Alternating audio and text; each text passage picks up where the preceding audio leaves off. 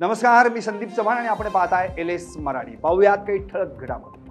माजी आमदार बच्चू कडू यांच्या मेळघाट संघर्ष यात्रेला चुरणी ढाका येथे काही आदिवासी महिलांनी अडवून मागितला फगवा. होळीच्या पार्श्वभूमीवर महिलांनी जपली आदिवासी परंपरा.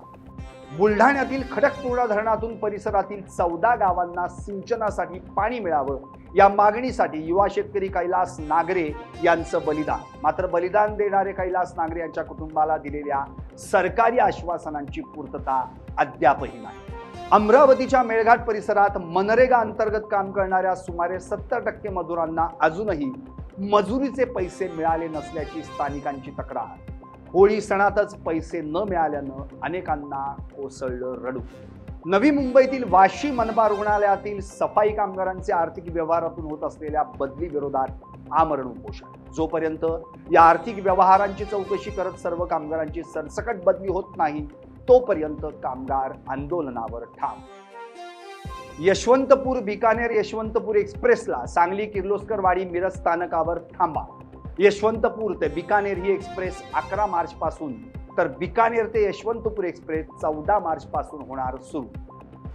सिंधुदुर्गच्या कुडाळ तेरसे बांबर्डे येथे एका खड्ड्यात आढळून आली मगर. 6 फुटी मगरीला पकडण्यात वन विभागाला यश. पुण्याच्या आंबेगाव मधील भराडी येथे सलग दुसरा बिबट्या जेरबंद करण्यात वन विभागाला यश. अनेक दिवसांपासून दहशत निर्माण करणारा दुसरा बिबट्या जेरबंद झाल्यानं नागरिकांनी सोडला सुटकेचा निश्वास. सांगलीच्या तासगाव मधील 20हून अधिक द्राक्ष बागायतदार शेतकऱ्यांची 60 लाखांची फसवणूक झाल्याचा प्रकार समोर. 6 दलालांनी द्राक्ष खरेदी करताना काही पैसे देऊन उरलेले पैसे नंतर देतो सांगत केली फसवणूक. दिल्ली बिहारमधील 6 जणांविरोधात गुन्हा दाखल. नागपूरच्या पाचपावली पोलीस ठाण्याच्या हद्दीतील स्वामीनगर आणि ठक्कर परिसरात वाहनांची तोडफोड करून दहशत पसरवणाऱ्यांविरोधात पोलिसांची कारवाई. पोलिसांनी आरोपींची धिंड काढत कारवाईची दिली धडक भूमिका. बदलापुरातील चामटोली ग्रामपंचायतीत सुट्टीच्या दिवशी ऑडिटच्या नावाखाली दोघांकडून कागदपत्रांच्या चोरीचा डाव.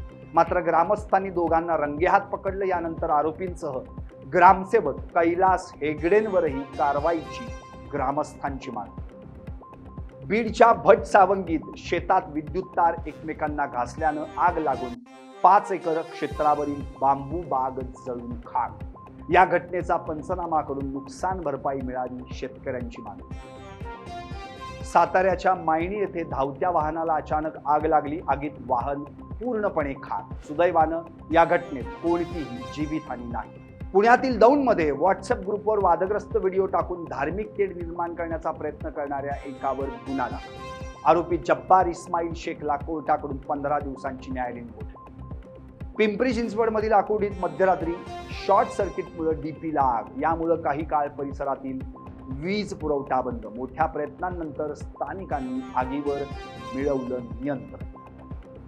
भिवंडीतील पिरानीपाडा परिसरात भंगार गोदामाला भीषण आग. या आगीत संपूर्ण गोदाम खाक.